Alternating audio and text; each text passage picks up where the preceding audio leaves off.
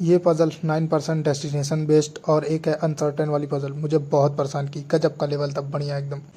राम राम भाई सभी को, क्या हाल है सभी के। उम्मीद है सब बढ़िया होंगे और बहुत बढ़िया कर रहे होंगे। स्वागत है आप सभी का हमारे एक और डे में, एक और नए शुरुआती दिन में। भाई आज की जो दिन की शुरुआत हुई है ना, वो बहुत खतरनाक हुई है। मैं तो साला आज 9 बजे उठा। जान दो, कल मुझे एनालिसिस वगैरह करने में, फिर रिजॉल्व करने में, फिर एक क्वेश्चन पहले का था वो सब करने में मुझे रात में 2 बज गए सोते सोते। और मैं सुबह आज उठा हूँ 8:30 पौने 9 बजे। तब मैं देखा कि लाइट नहीं थी। ठीक है, मुझे लगता है रात में लाइट बहुत पहले से ही कटी थी। और सबसे बड़ी दिक्कत होती है ना, लाइट ना रहे और लाइट के साथ साथ पानी भी ख़त्म हो जाए। मैं ब्रश व्रश किया और फ्रेश हुआ, फ्रेश होकर निकला, इतने में पानी खत्म। मैं कहा नहाना वाना तो अब हो नहीं पाएगा, एक काम करते हैं, फालतू टाइम वेस्ट ना करते हुए चलते हैं लाइब्रेरी। और जानते हो, जैसे ही मतलब मैं लाइब्रेरी के लिए जब रेडी हुआ तो नाश्ता वास्ता मैंने अभी नहीं किया। देखा इन्वर्टर भी बोलने वाला है। मैं कहा यार अब तो घर पे बैठ के, पहले तो मन कहा यार चलो घर पे रेस्ट करते हैं, आज बहाना मिल गया कि पढ़ाई नहीं करेंगे। फिर मैं कहा अरे यार बहाना कैसे, जो कुछ भी हुआ हुआ, पहले चल के बैठ के अपना करते हैं वर्क डन। क्योंकि मैंने टास्क कल रात में ही बना लिया था। और अभी मैं फाइनली लाइब्रेरी पे आ गया अपने। और आज भी लाइब्रेरी पे आने मुझे 11 बज गए। कब से वेट कर रहा था। मैं कहा सोचा हो सकता है लाइट आ जाए, नहा लूँ फिर चलता हूँ आराम से। लेकिन लाइट आई नहीं। और ऐसा नहीं मेरे यहाँ की, पूरे शहर की आज खराब है हाइडिल से। तो वो बन रही है, अब कब तक बनेगी क्या होगा वो तो मुझे भी नहीं पता भाई, किसी को नहीं। जब भी बनेगी आएगी तो मम्मा फ़ोन करेंगी, तब जाऊँगा घर पे, नहाऊँगा, नाश्ता वास्ता तब करूँगा। अभी जो है मैं सोच रहा हूँ कि अपना काम जो बचा हुआ है उसको कंप्लीट कर लेता हूँ अच्छा खासा। क्योंकि भाई देखो बहाने मिल जाते हैं। मन को बहाना मिल गया कि लाइट नहीं है, पानी नहीं है, यार आज आराम कर। अब आराम करके क्या करेगा, लाइट नहीं पानी नहीं है, तो एक काम कर, बैठ के पढ़ो ना शांति से। नहीं वो काम नहीं होगा, घूमने को कहे तो वो काम हो जाएगा, दोस्तों के साथ बात जाने का तो वो काम हो जाएगा, लेकिन पढ़ाई नहीं हो पाएगी। तो ऐसा नहीं करना है भाई। अगर बहाना मन मानने की कोशिश करे तो तुम उसको समझा दो कि नहीं ये बहाना अभी पॉसिबल नहीं है। और अभी बहाना बनाओगे ना तो बाद में चल के मेहनत तो करनी पड़ेगी, इसलिए अभी मेहनत कर लो, बाद में फिर बहाना बना के रेस्ट करना आराम से। तो बस पहले चलते हैं अपने स्टडी टेबल पे और अपना शुरुआत करते हैं 1 बाय 1। और मैं आज सोच रहा हूँ ना कि करंट अफेयर ना करूँ, पहले एसटी दे देता हूँ। ठीक है, एसटी दे देता हूँ, उसके बाद फिर करंट अफेयर करूँगा। तो और आज तो 28 अगस्त है, आशीष सर ने कुछ स्पेशल करंट अफेयर में भी रखा है, उनकी वीडियो भी आने वाली है, वो भी देखना है। और देखता हूँ क्या डे रहता है, कैसा रहता है। आप सभी जुड़े रहना, बने रहना और देखते रहना आज का डे हमारा। ठीक है भाई, सर कैसा लग रहा हूँ मैं, देखो बिना नहाए धोए भी भाई तुम्हारा स्मार्ट लगता है ना। अपना रीजनिंग का एसटी टर्न हो गया भाई। और ये जो पज़ल आई थी ना, गजब की पज़ल आई थी यार। बॉक्स बेस्ड वाली पज़ल थोड़ी सी अच्छी लेवल की रहती है यार। 2 एजप्शन लेने पे जाके बनी भाई ये। अभी 4 का एजप्शन, 4 एजप्शन, 4 मतलब 8 बार मैंने बनाई इस पज़ल को, सोचो एक तरीके से। और जो सिटिंग अरेंजमेंट का लेवल था ना वो भी बढ़िया था इसमें। और मेरे जो नंबर रहे हैं वो भी कल के तरीके से ही रहे हैं, बस खाली 0.5 का मेरा इंक्रीमेंट रहा है उसमें बस। तो ये तो हो गया, अब करते हैं क्वांट्स। चलो अब शुरू करते हैं अपना क्वांट्स का सेक्शन। और आज मैं जानते हो एसटी नहीं देने वाला हूँ, आज सर के थ्रू वाईटी पे करने वाला हूँ। प्रीवियस ईयर पेपर आज डे 1 है सर का, और मैं भी एसबीआई क्लर्क का शुरू करूँगा। और इसमें करने का मेरा रीज़न है कि भाई जब सर से हम कर रहे होते हैं ना, तो जो क्वेश्चन सर ने बताते हैं और जो तरीका बताते हैं उसको हम कैप्च कर लेते हैं। तो जब एसटी देते हैं तो उसमें थोड़ा सा इंप्रूवमेंट देखने को मिल जाता है। तो एक बार तुम लोग भी करना, जब एसटी में नंबर अगर अप्रॉक्स नहीं आ रहा हो तो इस तरीके से करके देखना, का मतलब बेनिफिट मिलेगा तुम लोग को भी। और ये देखो मेरा ये जो डीआई सर ने बताई है ना, ये बहुत मतलब ठीक ठाक लेवल की थी, अच्छी खासी। और मैंने इसको अच्छे से डिकोड भी कर ली। वैसे एक चीज़ है भाई, जब सर के थ्रू लगाओ ना तो 90% क्वेश्चन सही होता है। 90 का 95%, 96% ठीक होते हैं, वो ऐसे नहीं होते साला। गजब बात है क्या कि मुझे आज मतलब सर जो मॉक कराते हैं उसके थ्रू एसटी देना है, और मैं अपने से एसटी दे दिया रीजनिंग का। और बकचोदी क्या हुई कि रीजनिंग के एसटी तो दिया, मैं उसमें ढूंढ नहीं पा रहा था कि जो री अटेम्प्ट वाले रिजल्ट हैं वो कहाँ हैं। तो री अटेम्प्ट वाले रिजल्ट सही थे, मतलब क्वेश्चन किया बट गलत थोड़े ज़्यादा हो जा रहा है, पता नहीं कैसे साला गलत हो जा रहा है। और मैं भूल गया कि आज मुझे सर के एसटी करनी है, सर के साथ एसटी करनी है। तो अब मैंने क्वांट्स की जो एसटी लगाई वो तो सर के साथ ही लगा दी। अब जो बचा हुआ काम है वो मैं थोड़ी देर बाद करूँगा, क्योंकि भाई सुबह से लाइट वाइट थी नहीं, पानी भी नहीं था। तो भी मैं बैठ के अभी पढ़ लिया। मम्मी का फ़ोन आया, उन्होंने कहा कि लाइट वाइट आ गई, आओ नहा लो, फिर नाश्ता वास्ता कर लो, फिर जाओ। तो हम कहे ठीक है भाई चलते हैं घर। तो पहुँच गए अपने घर, और क्या फटाक से। और एक चीज़ दिखाऊँ, रुको, ये देखो मेरी जाने मन, ठीक है, गंदी हो गई है यार, देख रहे हो पूरा बारिश वारिश के चक्कर में। और बहुत दिन हो गया भाई, 2-3 महीने हो गए मैंने सर्विस नहीं कराई अभी तक इसको। अब जल्दी सर्विसिंग कराऊंगा, क्योंकि अभी सितंबर में बनारस जाना आना बहुत लगा रहेगा, जाने मन। ये देखो मेरी डार्लिंग, इसकी स्पीड ना भाई इससे ज़्यादा है। ये साली उठाने में टाइम लेगी, मतलब पिकअप देने में टाइम लेगी, ये फट से भागती है भाई। ये दोनों 125 है, लेकिन दोनों में ये बढ़िया मुझे लगती है, कंफर्टेबल भी लगती है थोड़ी। मैंने ली ना यार इसको, झूठी मैंने ले ली। इसकी जगह वो नॉर्मल पल्सर एक्सप्लिट सीट वाली ले लिया होता, वो ज़्यादा सही रहती। इसको मैंने झूठी ले रखी है, कोई बात नहीं, अब तो ले ही लिया। अब इसके बाद तो इसको चेंज करूँगा जल्दी फटाक से, तुम लोग के सपोर्ट से जॉब वॉब लग जाए तब फिर चेंज करूँ इसको चेंज करके R1 लेना है यार मेरे। हाँ तो भाई मुझे अभी R1 लेना है। जानते हो मेरा मुन्नू भी आया हुआ है, बैठा है आराम से, अभी उसको भी रोटी देखूँ बन गया हो तो उसको भी कुछ रोटी वोटी खिला दूँ।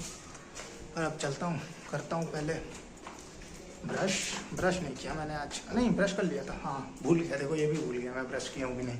ब्रश कर लिया था, अब चलूँगा, नहाऊँगा, कुछ खाऊँगा, फिर चलूँगा वापस लाइब्रेरी, और जो बचे हुए टास्क हैं उसको करेंगे कंप्लीट। ठीक है, तो मिलते हैं नहा आके। तो गाइस ये देखो नहाना धोना सब हो गया अपना, और आज का ये देखो मैंने आज कॉफ़ी कलर वाली अपनी जीन, ये जॉगर जिसको कह रहे हैं, पैंट है, और ब्लैक शर्ट पहनी है भाई। कैसा लग रहा है कमेंट डाउन करके बताना कैसा लग रहा है आज का। वैसे भाई नहाना धोना तो हो गया, और ये देखो टाइम देख सकते हो, वो दिखाता हूँ टाइम, देखो आपको 1:30 बजने जा रहा है भाई, 1:35 हो गया। हालांकि ज़्यादा टाइम नहीं हुआ है, तब बस फटाक से करूँगा नाश्ता क्या सीधा लंच ही ले लूँगा, और फिर इसके बाद शाम तक कुछ खाना ही नहीं है। फिर शाम तक बैठ के आराम से बैठ के पढ़ेंगे। सब भाई सही लग रहा है कमेंट डाउन करके बताना। तो चलो कर लेता हूँ नाश्ता, फिर चलता हूँ और शुरू करता हूँ अपना बाकी लेफ्ट टास्क को कंप्लीट। शुरू करता हूँ भाई। ये देखो हमारे लंच में आज क्या आया है, मेरी फेवरेट भाई भिंडी की सब्जी, और ये पकौड़ी, वो जो पत्ते वाली पकौड़ी बनाई जाती है ना, ये थोड़ा गला भी काटते, लेकिन मम्मी बनाती हैं थोड़ा कुछ दाल वाल के जिसमें गला वाला ना काटे। ये है अपना लंच, अब लंच कर लेता हूँ। लंच भाई मेरी फेवरेट सब्जी है, ये जानते हो, अगर मुझे मतलब 1 किलो भिंडी भी मिल जाए बनी बनाई ना, तो मैं 1 किलो भिंडी खा जाऊँगा, इतनी पसंद है मुझे। भाई होती है, बहुत लोग की पसंद होती है भाई। और कल वाली सब्जी जो थी मेरी खरदे की, वो भी मेरी पसंद है। मतलब लगभग चीज़ें मेरी पसंद की मिल जाती हैं मुझे। घर पे रहने का सबसे बड़ा फ़ायदा ये होता है ना भाई, खाना आपको आपके पसंद का मिल जाता है, और जब खाना पसंद का मिल जाए, पेट भर जाए ना, तो उसके आगे फिर इंसान को आगे बाकी देख लिएगा इंसान खुद ही। खाना पसंद का मिल जाए तो भाई बाकी दिन बन जाता है। 2:30 बज गया भाई, काफ़ी लेट हो गया पहुंचने में वापस से।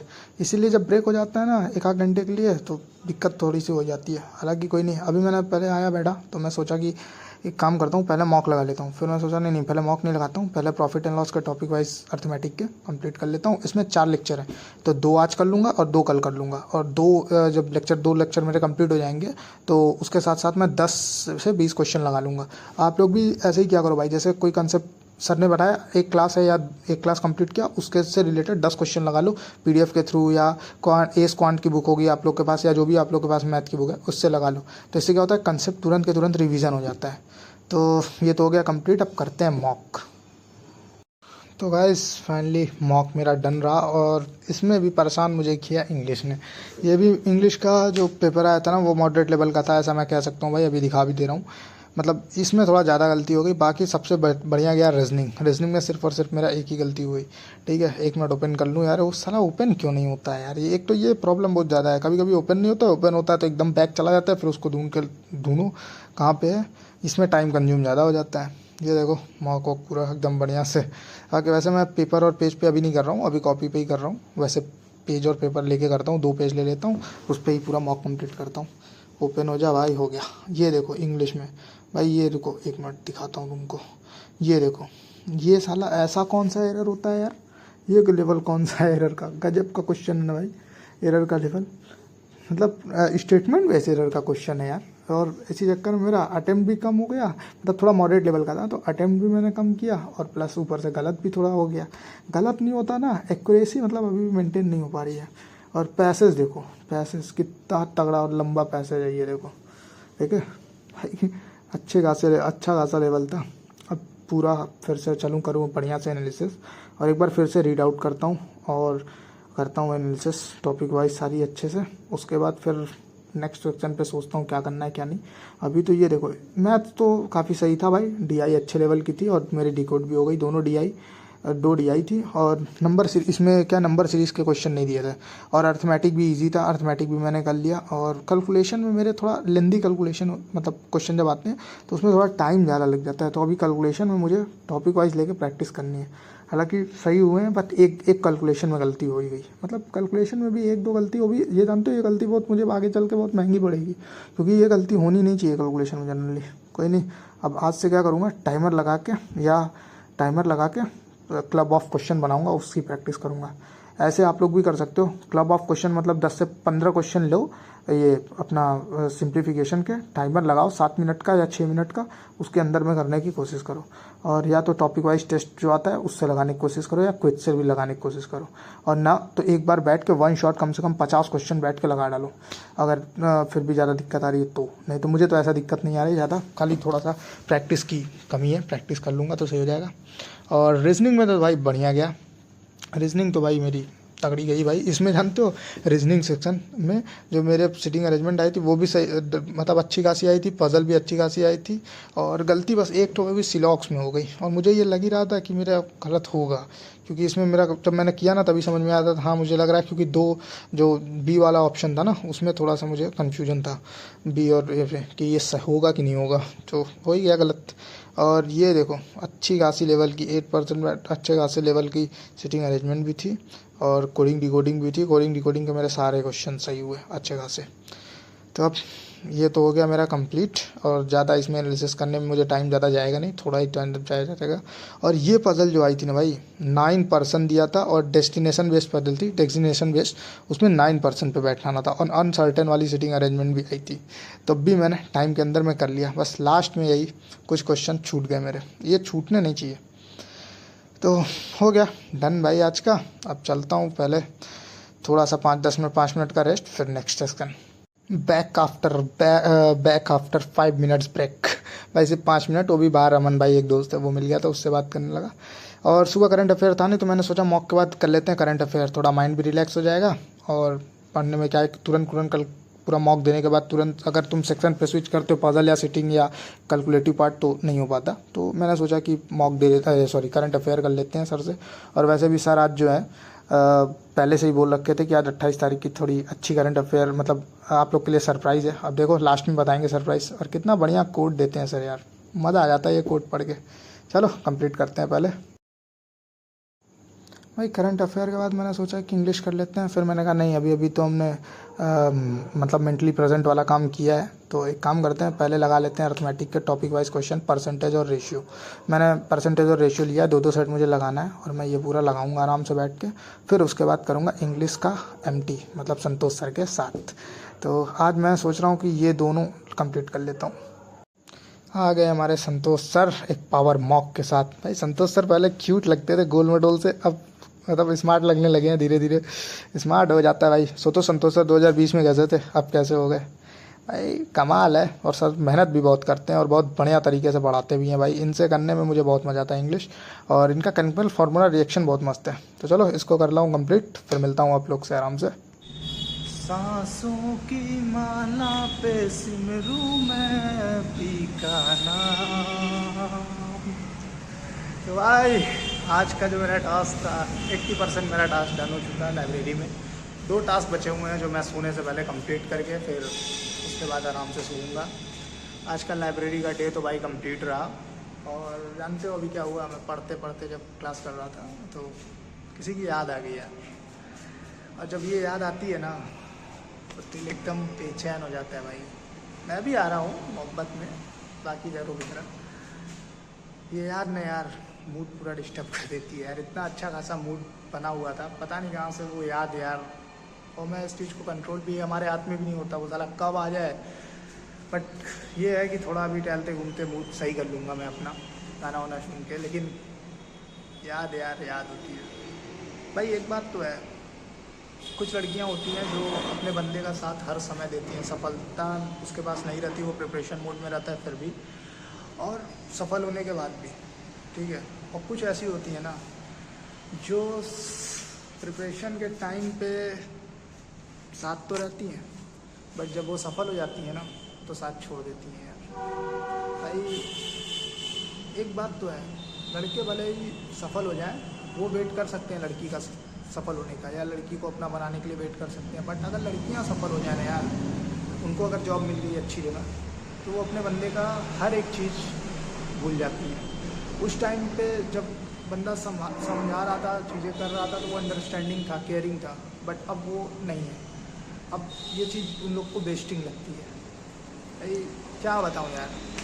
और बहुत सारी ऐसी लड़कियां होती हैं जो मतलब साथ देती हैं हमेशा। उन लड़कियों को भाई सलाम है मेरा, जो अपना पार्टनर का साथ बनाए रखती हैं। और वो लड़कियां जो पार्टनर का साथ छोड़ देती हैं ना भाई, उनको क्या ही बोलें, उनको तो कुछ बोलने का मतलब ही नहीं है। बट यही है यार कि मेहनत में तो दुनिया साथ छोड़ती ही है। सफलता के बाद भले दुनिया साथ दे दे, दुनिया भी क्या है यार, मैं दुनिया की बात ही क्या कर रहा हूँ। मैं भी वही है कि दुनिया क्या, जिसको अपना मान लिया वही दुनिया बन जाती है। चलो गाइस, आज का मेरा डे जो है डन रहा। अभी मुझे जाना है थोड़ा कुछ काम से, तो आज का डे यही रहा। बाकी वीडियो कैसी लगी, पसंद आई तो लाइक शेयर सब्सक्राइब करना और भाई को सपोर्ट करना यार। और बाकी कोई और डाउट हो तो कमेंट डाउन करके बता देना। और आज का मॉक भी एक्सपेक्टेड रहा, ठीक ठाक रहा, लेकिन थोड़ा सा कम हो गया। वो इंग्लिश की वजह से कम हुआ भाई मेरे। इंग्लिश अगर सही होती ना तो नंबर अच्छे खासे हो जाते हैं। लेकिन कोई नहीं, मेहनत करते रहेंगे, जब तक छोड़ेंगे नहीं तब तक छोड़ेंगे नहीं, वो वाली सिस्टम चलता रहेगा।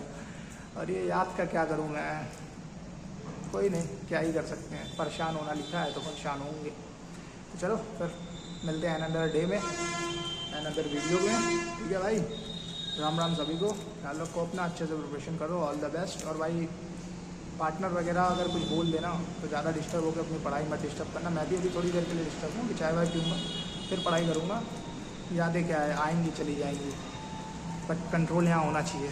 और वो कंट्रोल ख़ास तौर पे स्पेसिफिक व्यक्ति जो होता है ना, उसकी यादों को कंट्रोल करना बहुत मुश्किल होता है यार, बहुत मुश्किल होता है। तो कोई नहीं, देखते हैं आगे क्या होता है क्या नहीं। जो होगा बाबा है मेरे साथ, देख लेंगे। तकलीफ़ तो होगी यार, बहुत हुई तकलीफ़, जानते हो। मैं बहुत दिन परेशान रहा। उस चीज़ों के बारे में मैं अलग से वीडियो बताऊंगा, उसमें आप लोग को सारी चीज़ें बताऊंगा मैं। पर अभी चलता हूँ यार, थोड़ा कुछ काम है उसको कंप्लीट करके थोड़ा माइंड भी इतना सही कर लूँ। मैं अभी थोड़ी देर और बैठ के पढ़ाई करता, बट काम भी आ गया, फ़ोन आया पापा का, उनका कुछ काम है, और प्लस ये याद तो भाई डिस्टर्ब हो गया। कोई नहीं, मिलते हैं फिर।